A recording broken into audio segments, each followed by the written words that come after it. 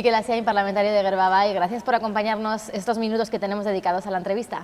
Gracias a vosotros por invitarnos, es un placer compartir estos minutos con vosotros y a vuestra disposición. Unos minutos en los que vamos a intentar conocerle un poco más en profundidad, sobre todo que le conozcan a través de la pantalla. Es usted el portavoz económico de su formación, así que quería aprovechar un poco para charlar desde la parte más económica de la pandemia, que sin duda también es importante, más allá de la salud. ¿Cómo cree o cómo espera que va a ser el corto o medio plazo desde el punto de vista económico en nuestra comunidad? Pues bueno, en principio se presenta un poco oscuro, ¿no? Lógicamente. Comenzamos con una crisis sanitaria, empezamos, quiero recordar, con el confinamiento allá por el mes de marzo-abril. Las perspectivas se pintaron muy negras en mayo con los primeros datos que contábamos desde el Departamento de Economía y Hacienda, en los que se hablaba de una caída de ingresos de en torno a los 820 millones, que afortunadamente con el paso del tiempo se moderaron hasta los 540 más o menos, y afortunadamente se han quedado en poco más de 300 según los últimos datos que hizo públicos la consejera de Economía y Hacienda hace escasos 10 días, creo recordar. Bueno, el panorama desde luego no es bueno en estos momentos, todos somos conscientes de ello, pero bueno, queremos ser positivos o propositivos en ese sentido. Contamos o queremos contar con que los fondos europeos, que en principio tienen que llegar a través de la vía planteada de Next Generation, ayudarán a paliar la situación, la grave, somos conscientes de la gravedad de la crisis social y económica que ha derivado de esa crisis sanitaria que se inició con el COVID-19. En principio los datos son malos, recientemente conocíamos también los datos del paro, es decir, casi 1.100 parados más en enero, estamos hablando de una cifra ya de 41.725 parados en Navarra, incrementándose, si se hace una comparativa con respecto a hace un año, de febrero del año pasado, en un 22%, afectando a sectores sobre todo muy concretos, mujeres, jóvenes, principalmente en esos sectores, también en los sectores con menos estudios, y bueno, en fin, los datos realmente no son buenos, somos conscientes de esa situación, pero confiamos en que efectivamente las ayudas que se están prometiendo, que están acordadas desde Europa en este caso, que se ha volcado esta vez en esta crisis con lo que es el continente, pues bueno, ayudarán en cierta manera a paliar la situación, la grave situación que estamos viviendo en estos momentos. Pero ¿se podría hablar de algún horizonte en el que podamos empezar a recuperarnos económicamente? ¿Nos costará mucho salir de esta crisis? Bueno, en principio cuando empezamos a hablar de ella se hablaba de diferentes modelos de recuperación, ¿no? La famosa U, la famosa V, es decir, realmente no sabemos, pero sí vamos a depender en principio, yo creo, de la evolución de la propia pandemia. En estos momentos los datos están yendo a mejor, creo que todos confiábamos en la vacunación, yo creo que todos habíamos puesto la esperanza precisamente en la vacunación para que estos primeros meses que todos sabíamos, estos primeros meses del 2021, me estoy refiriendo, que todos sabíamos que iban a ser malos, bueno, pudieran ser un paréntesis exclusivo y que a partir del segundo trimestre se iniciase ya una recuperación económica. Vamos a depender de las vacunas, nos preocupan, y en tal sentido esta misma semana, el jueves pasado, ayer en concreto presentamos, bueno, pues una iniciativa en ese sentido, ¿no? Preguntando por las vacunas porque nos preocupa la aceleración de las mismas, es decir, que lleguen en las dosis pertinentes, que haya una planificación clara y concreta, y si no está ocurriendo así, como parece que de momento no está ocurriendo en cuanto a la llegada de esas dosis en principio prometidas por parte de las propias farmacéuticas, que habían acordado con la Unión Europea unas determinadas dosis y que no están llegando, es decir, exigir. El Gobierno de Navarra en este sentido tiene que ser proactivo, tiene que ser exigente con el Gobierno del Estado, y el Estado a su vez tiene que ser exigente con la Comunidad Europea, con la Unión Europea, y esta a su vez tiene que hacer cumplir sin ningún tipo de dudas los acuerdos firmados, convenidos con las empresas farmacéuticas. Si eso es así, es decir, si hay una recuperación en cuanto a el punto de vista sanitario, es decir, si la situación sanitaria va mejor, sin duda alguna incidirá positivamente en la marcha de la economía, en la recuperación de los datos económicos, que en este momento, como hemos remarcado, pues no son buenos, pero esperamos, queremos confiar, queremos ser positivos. No lanzar tampoco falsas expectativas, porque creo que las falsas expectativas no llevan a ningún lado.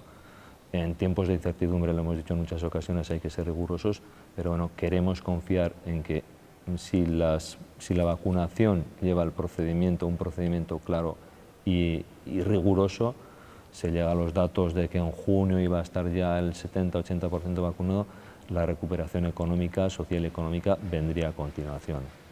Hablando sobre el tema de la vacunación, esta semana la propia mandataria europea reconocía que se podrían haber hecho las cosas bien. ¿A quién entonces habría que exigirle esas responsabilidades? ¿A las propias farmacéuticas? Yo entiendo por lo que sabemos, porque también nos falta información, parece ser que sí. Creemos que la propia Unión Europea ha reaccionado y ha intentado poner en solfa a las propias empresas que parece ser que no están cumpliendo ni las formas ni los plazos establecidos. Es decir, se habla, no sé. Es decir, realmente no sabemos qué hay cierto detrás porque tampoco desconocemos los datos al detalle, pero bueno, se habla de que ha habido intereses económicos por parte de algunos países, de terceros países, que han interferido y parte quizás de las vacunas que en principio deberían haber llegado a la Unión Europea se han desviado hacia esos terceros países, a los que incluso podemos poner nombres porque han salido, son públicos, han salido en prensa, como es el caso de Israel, que llevaba, digamos, el ritmo más rápido de todo el mundo en cuanto a vacunación, ¿no?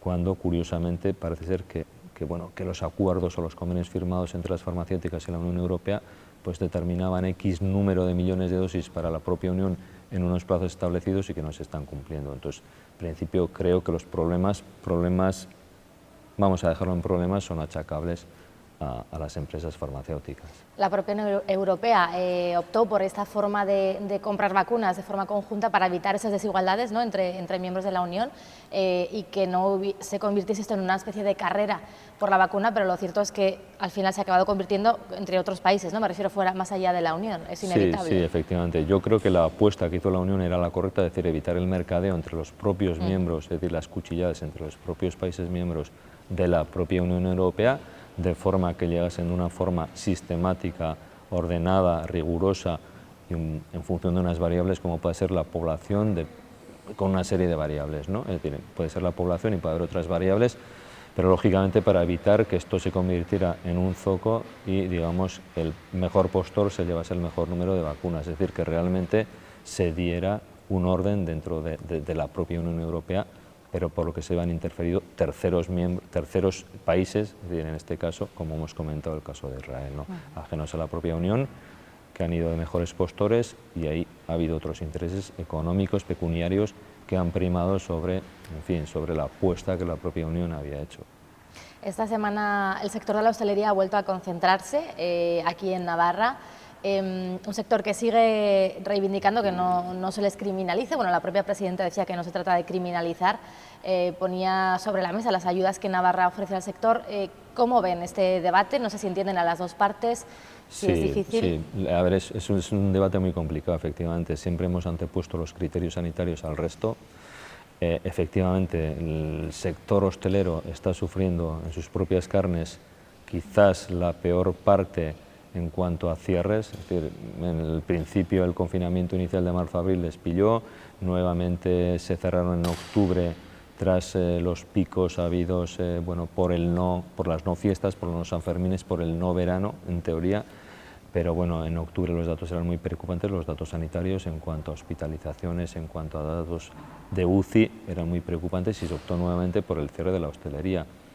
Se recuperaron los datos y previo a las Navidades se volvió a determinar ese cierre. Entendemos perfectamente y compartimos la preocupación que existe en el sector y entendemos que siempre debe primar el diálogo, así lo hemos dicho desde el principio, cuando menos que la información fluya entre los sectores, entre administración y los sectores afectados, en este caso la hostelería, más allá de que luego llegues a acuerdos o no acuerdos, porque no siempre es posible satisfacer a todas las partes, digamos, que participan en un determinado problema, ¿no? En un caso concreto, como es este de la hostelería.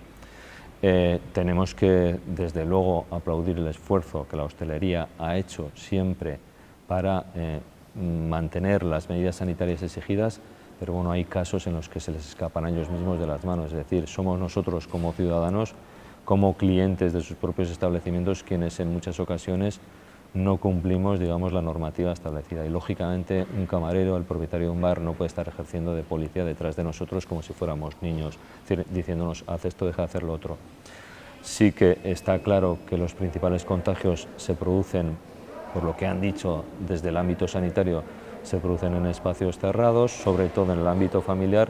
Lógicamente el ámbito familiar ya está reducido a las unidades convivenciales y entonces se ha optado, siempre siguiendo directrices sanitarias, se ha optado, pues bueno, en este caso por el cierre total o parcial, en este caso en este momento estamos viviendo parcial, de la hostelería. Quiero recordar que no solamente en Navarra, en otras comunidades del Estado y prácticamente en toda Europa se ha caminado hacia medidas similares. Francia, Italia, en fin, la mayoría de los países, incluso durante más tiempo que el que ha estado aquí. Pero compartimos plenamente esa preocupación y queremos poner también en valor las ayudas que se han dado al sector, que se han puesto en servicio del sector, esos 20 millones que se pusieron el pasado año y esa nueva partida en la que se está trabajando para sacar adelante y, en cierta manera, intentar que la merma de ingresos sea lo menor posible. ¿Cree que hay sectores, aparte del de la hostelería, que se estén viendo también afectados y que puedan sentirse un tanto discriminados por no estar tanto en el foco mediático, quizás, o no recibir tantas ayudas? Sí, evidentemente hay que el sector hostelero se ha movilizado, quizás hay otros sectores que no se hayan movilizado tanto, porque en principio la crisis es general, es decir, la crisis está afectando a todo el mundo, a unos más que a otros, efectivamente a la hostelería en concreto por el cierre, como he dicho, total o parcial de sus establecimientos, pero afecta también sobre todo al pequeño comercio, por dos razones. Por ejemplo, si la hostelería no está cerrada, la hostelería hace que la gente salga de casa, si sales de casa te acercas a hacer una compra u otra, y por otro lado, es decir, la propia contracción en general de la economía, es decir, hace que tú mismo en tu fuero interno, digamos, moderes tu propio consumo, es decir, si estabas pensando en comprarte un coche, pues quizás por tu situación laboral, por la incertidumbre de cuál va a ser tu situación laboral, pues bueno, te lo pienses dos veces antes de hacerlo y esperes unos meses. Y no hablo ya de grandes compras como un coche, sino, bueno, pues necesidades no en principio básicas, sino de pequeños, digamos, placeres, gustos, etcétera, o en cuanto a ropa, en cuanto a zapatos, en cuanto a viajes. Bueno, en este momento no podemos viajar porque tenemos la comunidad cerrada perimetralmente, pero bueno, efectivamente está afectando a otros sectores que quizás en principio no los vemos tanto, no lo interiorizamos tanto, quizás porque no están haciendo sus reivindicaciones tan públicas, pues en este caso como el sector hostelero. Es verdad que parece que esta tercera ola comienza a remitir, que comienza a descender algo el número de casos, pero sin embargo las muertes van en aumento. ¿Cree que en un momento como este es responsable abrir el debate sobre la posibilidad de celebrar, no sé, los Sanfermines o la Semana Santa o festejos taurinos en el próximo verano? Sinceramente pensamos que no. Es decir, creo que tenemos que ir día a día viendo los datos cómo van evolucionando. Afortunadamente, los datos van a mejor, creo que hoy tenemos, por lo que he oído, el mejor dato desde el 15 de julio, con lo cual eso es positivo, indica que estamos en una buena senda, pero tenemos que ser conscientes de que el bicho, por decirlo, digamos, de forma familiar, sigue ahí. Tenemos que ser conscientes de las medidas y tenemos que, digamos, cumplirlas a rajatabla y olvidarnos en estos momentos de la Semana Santa, de los festejos taurinos, de los Sanfermines. Iremos dando pasos, iremos viendo cómo evoluciona la propia enfermedad, iremos viendo cómo evoluciona el ritmo de la vacunación, que tendrá a su vez, digamos, conexión directa con la incidencia de la propia enfermedad, y ya llegará. Y si llegamos a Semana Santa y no podemos vivir una Semana Santa con normalidad, creo que tendríamos que aceptarlo, y si llegan los Sanfermines y no podemos vivir unos Sanfermines como se han vivido en años anteriores, no en el 2020, pero sí en años anteriores, pues tendremos que esperar al 2022, porque entendemos que pasará, llegará y podremos recuperar. Lo entiendo desde un punto de vista emocional, porque todos necesitamos romper un poco con ese encierro que estamos sufriendo físico y emocional, ¿no? Es decir, no podemos relacionarnos con normalidad con nuestras propias familias, amigos. Entonces, bueno, estamos necesitados de eso y realmente estamos deseosos de romper con esas inercias de encierro, ¿no? Pero tendremos que ser pacientes, seguir cumpliendo la normativa, y creo que no es el momento, sinceramente, para hablar en este momento ni de Semana Santa, ni de Sanfermines, ni de festejos taurinos. Es decir, vamos a priorizar lo que es importante, y creo que no es importante, más allá de que efectivamente detrás de una Semana Santa, de unos Sanfermines, haya también una repercusión social e incluso económica, ¿no? Por supuesto, para una ciudad como Pamplona y para toda la comunidad. Pero creo que me parece un tanto frívolo en estos momentos hablar de esos temas. Usted se dedicó al sector de la banca, también fue presidente de la Federación de Icastolas. ¿Por qué decidió dar el paso ya oficialmente a la política? Bueno, yo creo que implica un poco, es decir, tú misma has comentado que fui presidente de la Federación Agra y Castolas, previamente lo había sido de una Icastola, en concreto de Paz de Ciganda, de Villada, donde resido. Como política a pequeña escala, ¿no? Sí, eso es. Siempre llevas, digamos, dentro de ti ese gusanillo, ¿no? de la sociedad, es decir, de aportar algo a la sociedad, de intentar transmitir y a la vez compartir y recibir, recibir ese, digamos, trueque con la sociedad, ¿no? Es decir, digamos, es una política desde otro punto de vista, a pequeña escala, desde el mundo del cooperativismo, desde el mundo de la educación, y siempre había estado, digamos, a nivel pequeño de la localidad donde resido, bueno, pues participando, no en primera línea, porque estaba, digamos, viviendo en otros ámbitos, como he dicho, en el mundo de las icastolas, pero sí que participaba, digamos, en el grupo local de Atarrabia Geroa y en este caso, pues bueno, reuniones del comité local, aportaciones, campañas, etcétera, ¿no? Entonces, es decir, de alguna manera, sí indirectamente, a través del cooperativismo y de la educación en las icastolas, y luego directamente, pero en un segundo plano, quizás escondido, un tanto escondido, pues a través del comité local, en este caso de Atarrabia Geroa, ¿no? Del grupo local de Atarrabia Geroa. Es decir, ya estaba, digamos, ahí eso, era algo incipiente que en algún momento podía, bueno, y llegó el momento, me lo plantearon y aquí estoy. Muy bien, pues Miquel Asén, gracias por habernos acompañado estos minutos. Muchísimas gracias a vosotros.